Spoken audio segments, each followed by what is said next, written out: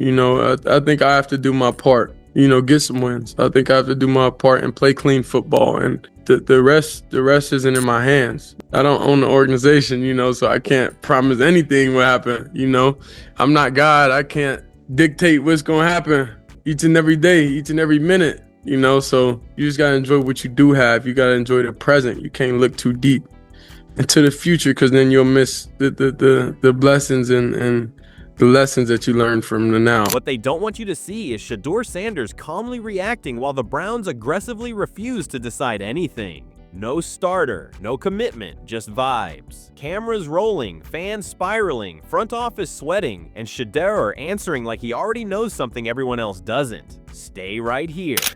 What I'm saying is the narrative around Shedeur Sanders was he could not play in structure and he was a one-throw type guy, boom or bust deep, right? But guess what? He shows you on film.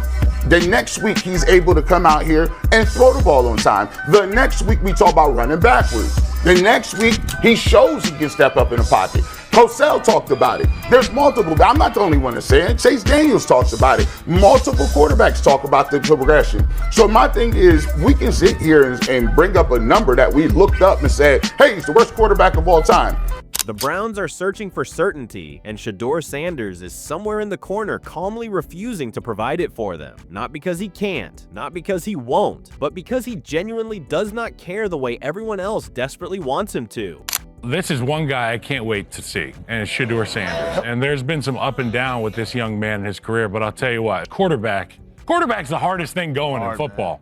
And this young man has had an uphill battle in terms of media scrutiny, unfair judgment of character. Yep. But it seems like the guys in that locker room really like him. And when he's out there playing football, he doesn't look to be a fish out of water. He looks like an NFL quarterback. I look forward to watching him get better and better. While fans are refreshing timelines like it's a stock market crash, Shedeur is busy treating quarterback drama like background noise in an elevator. This is the part where most young quarterbacks would start campaigning, posting cryptic messages, liking suspicious tweets. Shedeur is not playing with a full deck. I think that goes without saying. But, I want to see him play against Pittsburgh's top crew because I'm evaluating him just like the Browns probably are. I want to figure out, is Shedeur Sanders my path forward, or do I have to go back to the well? Am I going back to drafting a quarterback? And the one thing that Shedeur Sanders could do, and I think everybody, whether you're a Shedeur fan or whether you're one of his haters, I think everybody agreed on, well, the one thing that he can do is play so well that he wins games and knocks the Browns out of that draft positioning to draft his replacement. Maybe staring into the distance during press conferences like they're auditioning for a sports documentary. Shedeur does none of that. Instead, he responds with the emotional urgency of someone deciding what to eat for lunch. Starter, backup, week to week, he's already moved on mentally. I think it's best for Shedeur to get the hell out of here. I would want the hell out of here so fast your head would spin. And I would have a conversation at the end of the year and say, I need to go somewhere where people are going to give me a chance to develop, where they believe in me and they put the things around me that make me good. So the question is he going to be better than a Heisman Trophy winner at Indiana or a guy who started one season at Oregon?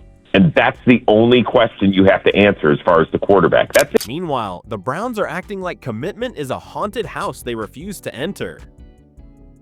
Doors creaking, lights flickering, someone whispering competition from the shadows, and Shedeur's response is basically, cool, I'll just keep playing football. No tantrum, no begging, no dramatic pause, just vibes and shoulder pads. But if you put Shedeur in the draft class of the year before, Drake May, Caleb Williams, Jaden Daniels, Penix, Bo Nix, JJ McCarthy, I'm like, you see what top 10 picks look like. Drake, Caleb, Jaden. Those are top 10 picks. Michael Penix, I don't know what they were doing. You see what those look like. I don't know that anybody from this quarterback class, Cam Ward, Shedeur Sanders, Jackson Dart, they shouldn't be top 10 picks. I think Shedeur was underdrafted, and I also think those other quarterbacks were overdrafted, and it makes the problem look exponentially worse. What makes this funny is not just what he says, but what he refuses to play along with. He doesn't spiral about the future. He doesn't treat next season like a guaranteed sequel. He doesn't even pretend promises exist in professional football. He approaches the entire situation like someone who's already read the fine print and realized it's written in invisible ink. And that's the opportunity that awaits him against Pittsburgh. Like, if you win that game and you play well, you will have another feather in your cap, like the Raiders game, like the Titans game. And even though those aren't great opponents, you'll be able to say, well, I played well. And for the sake of the Raiders game, well, I won. If he beats Pittsburgh, well, I won. I became the first quarterback since, Dorian Thompson-Robinson to defeat the Steelers and Jameis Winston last year in the snow that beat the Steelers. So, I do think this game, even though it is kind of feels meaningless, there's still a lot. Every week is its own universe to him. New opponent, new problem, new film. Old notes can sit quietly in the corner while he walks in with fresh eyes like a substitute teacher who doesn't care what happened last class. The past doesn't get to haunt him, and the future doesn't get to distract him. That alone is terrifying if you're a defense. Take pressure, for example. Most quarterbacks hear sack numbers and immediately start seeing ghosts. Actually watch the film, and I can't believe I'm being the guy to say this now 3 times in 2 weeks. Shedeur's holding his own at this level.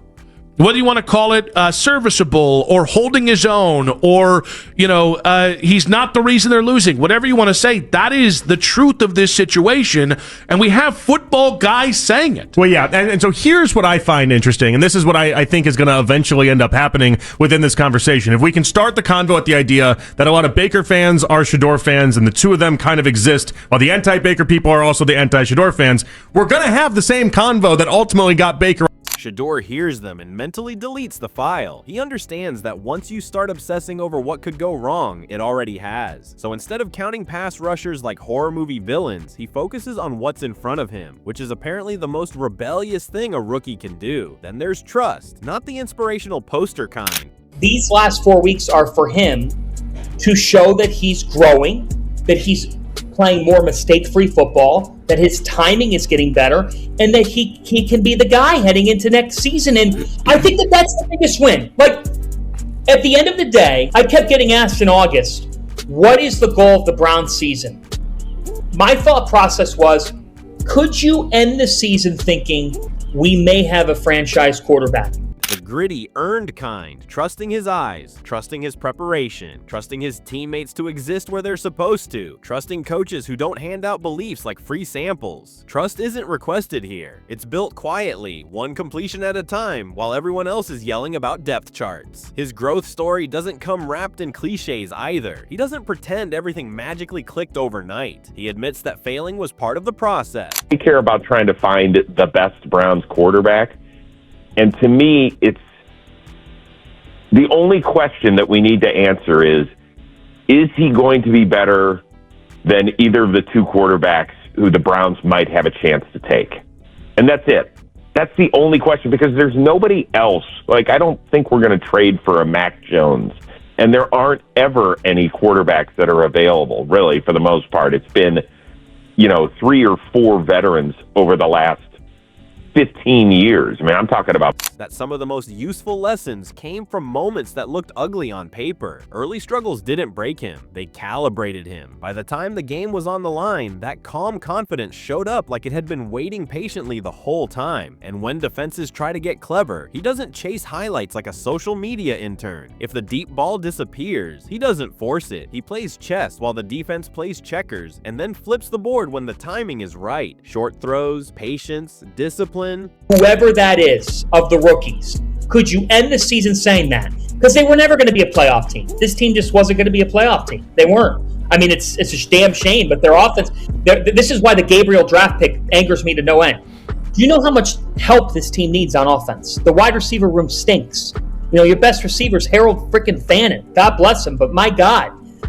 So to me, that's what the remainder is about, yeah, Shedeur Sanders can earn this job, and that's a positive for the Browns. The Browns do have positives. The kind of football that wins games and ruins hot take segments. Even his scrambling decisions come with refreshing honesty. He's still figuring it out. No fake mastery. No pretending he's unlocked some secret quarterback code. Sometimes instinct wins. Sometimes learning happens mid-play. And somehow that's more reassuring than someone claiming they've solved football. The biggest moment, though, is the starter question. The one everyone's been waiting for. The one loaded with drama and expectation. And I think after the Titans game, I think there was probably a lot of feeling that this was on the right track and that was probably going to end up being the case. But you have to look at the whole picture. And when you watch what the Bears, that's just a normal part of what happens with a rookie quarterback. You're going to take a couple steps forward, and then you're going to take a couple steps back. But what you want to see is continued growth. And if they And Shedeur treats it like a philosophical exercise. He doesn't own the franchise. He doesn't control the future. He controls his effort, his execution, and his ability to stay present while everyone else lives in hypothetical land. So here's the real question. How long can the Browns keep pretending they don't see what's right in front of them? Drop your thoughts in the comments. Hit like if this made you laugh, and subscribe for more sharp breakdowns you won't hear anywhere else.